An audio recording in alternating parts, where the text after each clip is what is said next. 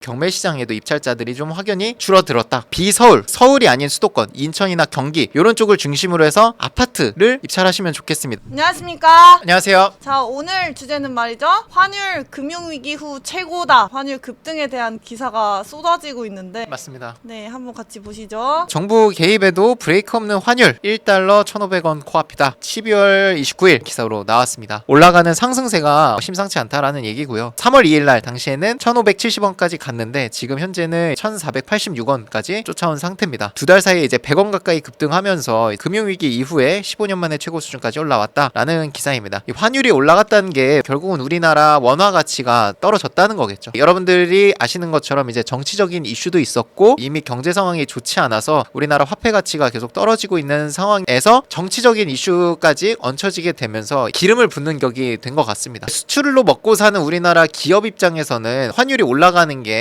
원화로 바꿨을 때 더 많은 돈이 되기 때문에 유리할 수는 있지만 환율이 너무 높아지게 되면 이게 내수 경기 침체에 영향을 주거든요. 그러다 보니까 정부 입장에서는 내수 경제를 살리고자 돈을 좀 풀 수 있는 것이 생길 수 있다라고 말씀을 드릴 수 있을 것 같습니다. 내수 경제를 살리고자 돈을 풀게 되면 푼 돈이 결국 또 어디론가로 흘러가겠죠. 부동산일 수도 있고 코인, 주식 여러 곳으로 이제 흘러갈 텐데 그 돈들이 어디로 갈 수 있는지에 대해서 잘 살펴보는 게 투자자로서 갖춰야 되는 이제 덕목이지 않나 생각을 합니다. 방금 봤던 기사와 연결해서 보면은 환율이 너무 올라가게 되면 내수 경제가 침체될 수 있습니다. 정부 입장에서는 돈을 풀고자 두 번 연속으로 한국은행에서 금리를 낮췄는데 더 낮추려고 노력을 할 수가 있겠다 기사가 나왔습니다. 제목은 1,500원 넘보는 환율에도 경기 침체 우려에 한국은행 1월 금리 인하 가능성. 금리를 낮추면은 돈을 더 푼다는 뜻입니다. 왜냐하면 시중에 돈이 있고 금리가 올라가면은 우리가 예금을 해놨을 때 받는 이자가 커지겠죠. 금리가 내려간다는 건 이자가 줄어든다는 거고 그럼 돈을 맡겨놓을 동기가 적어지게 될 겁니다. 현금을 갖고 있는 사람들이. 그러다 보면은 돈을 맡겨두기보다 투자로 쓴다든지 아니면 소비활동으로 쓴다든지 소비활동이 활발해져야 굉장히 어려운 자영업자분들의 상황이 좀 더 나아질 여력이 생길 수도 있습니다. 한국은행에서 금리라는 거를 방금 말씀드린 것뿐만 아니라 여러 가지를 고려해서 금리를 결정을 하는데 낮출 수밖에 없겠다 다음번에도 라고 기사가 나온 거라고 보시면 될 것 같습니다. 한국은행 입장에서도 과도하게 돈이 많이 풀리게 되면은 부동산 가격이라든지 이런 데 자극을 줄 수 있기 때문에 사실 신중할 수밖에 없는데 그래서 제 생각에도 한국은행에서 지난번에 금리를 낮춘 것처럼 한 0.25포인트 정도만 낮추지 않을까 생각을 합니다. 그러고 나서 또 살펴보겠죠. 환율이 계속 올라가는지 내수 경제는 좀 좋아지는지 이런 것들을 보면서 또 계속적으로 낮출 수도 있겠고 유지를 할 수도 있을 것 같습니다. 외부 경제를 보면 한국은행 입장에선 금리를 낮춰야 되는데 금리를 낮추려고 보니 안 그래도 빠르게 올라간다라는 부동산 분위기에 기름을 붓는 격이 될 수도 있기 때문에 미리 이제 사전 조치를 한 게 대출 규제라든지 이런 조치를 하고 나서 금리를 낮췄거든요. 그러다 보니까 이제 확실하게 금리가 낮아졌음에도 부동산 가격이 올라간다 이런 얘기는 없어요. 대출 규제를 굉장히 강력하게 여전히 하고 있기 때문에 경매와 관련된 기사를 좀 살펴보면 시장 한파에 강남 불패 옛말 경매 아파트 절반 이상 유찰 기사가 나왔습니다. 강남 3구 경매 진행 아파트 31건 중 15건만 낙찰 그리고 낙찰가율도 하락했다. 다주택자들한테 취득세 중과가 들어가잖아요. 다주택자들은 일단 입찰을 못하고 강남 이런 데는 대출 규제 투기과열지구로 묶여있기 때문에 비규제 지역처럼 막 70% 80% 대출이 안 나와요. 강남은. 그런 점에서도 현금 보유 있으신 분들만 거의 입찰을 할 수 있기 때문에 경쟁이 좀 낮아지는 것 같고 분위기 자체도 올라가던 분위기가 확실히 꺾이긴 했거든요. 그러다 보니까 경매시장에도 입찰자들이 좀 확연히 줄어들었다라고 볼 수 있을 것 같습니다. 하지만 반대로 생각을 하면 투자금이 있고 주택수가 좀 여유가 있으신 분들한테는 우량한 물건들을 받기에는 좋은 기회가 될 것 같습니다. 투자금에 따라서 경매 투자 전략이 다를 거라고 생각이 되는데 그거에 대해서 한번 얘기해 주시면 좋을 것 같습니다. 무주택자 1주택자라는 전제 하에 투자금 자체로만 좀 기준을 잡아봤습니다. 첫 번째는 3천만 원 이하. 제 생각에는 이분들은 다주택자가 되기 위한 스텝을 밟기보다는 투자금을 늘려야 됩니다. 본업으로부터 돈을 열심히 저축을 하고 무조건 소액 빌라 더 싸게 받으셔서 시장에 싸게 내놔서 단타로 하실 수 있도록 만든 다음에 최소한 투자금이 1억이 될 때까지는 요걸 반복해가지고 움직이셨으면 좋겠습니다. 본인이 살고 있는 지역 또는 수도권에 있는 단타가 가능한 지역을 위주로 해서 투자금 1억까지 만들어 가셨으면 좋겠고 투자금이 딱 6천만 원이 됐다. 이때부터는 사실 두 채 정도는 운영을 할 수가 있거든요. 3천 또는 뭐 4천, 2천 이렇게 두 채로 나눠서 한 채는 계속 굴려서 단타 매도로 이제 투자금을 불려 나가시고 한 채 정도는 보유를 하시면서 월세 세팅을 하는 것도 괜찮을 것 같습니다. 6천만 원에서 1억 사이 구간에서는 월세 세팅 그리고 단타 매도 두 채로 나눠볼 수 있을 것 같습니다. 그리고 1억 이상 구간부터는 단타로 빌라를 보는 게 아니라 비서울, 서울이 아닌 아닌 수도권, 인천이나 경기 이런 쪽을 중심으로 해서 아파트를 입찰하시면 좋겠습니다. 왜냐면 투자금이 보증금 1억 정도가 되면은 입찰할 수 있는 물건의 가격이 한 최대 6억까지 정도는 되거든요. 그 정도 범위에 있는 아파트를 싸게 낙찰 받으시고 보유를 하셨으면 좋겠습니다. 보유를 할 때 뭐 전세 세팅을 할 수도 있고 월세 세팅을 할 수도 있겠지만, 뭐 월세 세팅을 한다고 하면 또 보증금을 받잖아요. 그 받은 보증금으로 소액 빌라 단타를 또 하나 했으면 좋겠습니다. 보유 하나, 매도 하나. 이제 6천에서 1억에서는 둘 다 빌라였고 1억 이상부터는 아파트를 하나 섞을 수 있을 것 같아요. 그리고 2억 이상 때부터는 10억짜리 물건까지 볼 수 있기 때문에 서울 쪽까지 노려볼 수 있거든요. 감정가 10억짜리를 낙찰가를 한 80% 정도로 받아보는 거죠. 자본금이 2억 이상이면 하나 정도는 내가 갖고 가더라도 여유가 있을 거예요. 경매로 싸게 낙찰받아서 보유를 해서 나중에 시세 상승하는 것까지 같이 받고 2년 뒤에 매도를 하시면 좋겠고요. 서울에 있는 대형 평수 아파트는 가격이 10억이 훌쩍 넘어가는 것들이 많이 있겠죠. 대형 평수 같은 경우는 경기 인천 쪽으로 해서 보유를 할 수 있으면 하면 좋겠다. 왜냐면 공급되는 것도 물량 자체도 별로 없지만 그 적은 물량 안에서도 대형 평수는 거의 없습니다. 가족 단위가 핵가족화가 돼서 인원수가 줄어들었기 때문에 쪼개가지고 작은 평수로 개수를 늘립니다. 건설사에서. 앞으로 희소성이 더 커질 것 같아요. 그 희소성이라는 건 결국 가격으로 반영이 될 거고 2년 뒤에는 시세가 원상복구 되는 것 플러스 희소 가치까지 얹어지면 더 많은 가격이 올라갈 수 있을 것 같습니다. 왜냐면 아무리 핵가족화가 됐다고 하더라도 대형 평수를 원하시는 분들은 있어요. 좀 여유가 되시는 분들은 넓은 평수를 찾거든요. 앞으로는 오히려 대형 평수가 귀하고 가격 가치를 인정받는 시점이 올 수 있을 것 같습니다. 대형 평수들이 지금 입찰 경쟁이 확실히 적습니다. 단순 비교로 해볼게요. 필터를 어떻게 걸면 되냐. 경기도의 아파트 그리고 매각기일을 11월부터 현재 시점인 12월 30일 경매 결과를 매각된 거, 그리고 여기에 면적이 있습니다. 최소 면적을 86제곱으로 할게요. 85제곱 이하는 단타 매도했을 때 부가세가 발생하지 않는 범위고 86제곱부터는 이제 부가세가 발생하는 범위입니다. 그렇기 때문에 경쟁이 낮아요. 단타 매도하는 사람들이 안 들어오거든요. 웬만하면. 물론 부가세까지 계산해서 들어오는 분들도 있지만 면제되는 것보단 적어요, 인원수가. 그래서 이렇게 해놓고 검색을 해볼게요. 자, 150개가 나오거든요. 입찰 인원수 한번 볼게요. 자, 5명, 28명이 하나 있긴 하네요. 3명, 1명, 1명. 요거 하나 특수한 거 제외하고는 거진 다 10명 이하예요. 모든 조건을 동일하게 하고 면적만 8호제곱 이하로 한번 볼게요. 어떻게 달라지는지. 470개. 건수는 많은데 입찰 인원수를 한번 볼게요. 처음부터 벌써 21명입니다. 15명, 25명, 10명. 확연히 지금 8호제곱 이하가 많죠. 왜 그러냐? 가격 자체가 낮기 때문에 투자금이 좀 적으신 분도 입찰할 수 있는 것도 있지만 이 8호제곱 이하는 단타 매도 했을 때 부가세가 발생하지 않습니다. 그렇기 때문에 입찰 인원수가 몰릴 수밖에 없습니다. 대형 평수를 볼 수 있을 정도로 자본 여력이 되시는 분은 오히려 큰 평수를 보시는 게 좋습니다. 2년 보유하면 어차피 부가세 안 내거든요. 어차피 안 내는데 단타 매도하는 사람이랑 경쟁할 필요가 없다는 거죠. 요즘에도 좀 댓글이 달리는데 빌라 매도가 되나요? 그래서 저희가 엑셀 파일을 준비하지 않았나요? 맞습니다. 전체 기수에서 이렇게 낙찰받은 것들을 엑셀로 관리를 하고 있습니다. 졸업생의 모든 사례는 아닙니다. 받았는데도 연락을 안 주시는 분들도 계세요. 연락 주신 것만 해도 지금 계약 완료된 게 120건, 낙찰된 게 80건. 낙찰받고 나서 끝이 아니잖아요. 계약까지 잘 돼야 되기 때문에 계속적으로 수강생 분들께 연락을 드려가지고 관리를 하고 있습니다. 다만 이제 연락을 주신 분에 한해서 부동산 하락기다, 거래가 안 된다 이렇게 말씀은 하시지만 낙찰 사례나 이제 매도 사례는 나오고 있습니다. 어제도 거래가 정말 안 된다는 경기도 광주에서 그것도 반지하층이 매도가 돼가지고 연락을 주셨거든요. 우리 교육생들 뭐 매도 사례가 제일 많고요. 그 다음에 월세, 전세 계약도 계속적으로 이루어지고 있어요. 오히려 지금 월세, 전세 두시는 분들, 특히 월세 두신 분들은 2년 뒤에 누릴 수 있는 차익이 훨씬 더 클 거라고 생각을 해요. 우리가 경매 시장에서 물건을 사는 거기 때문에 부동산 하락기일수록 기회가 더 많습니다. 저는 오히려 교육할 때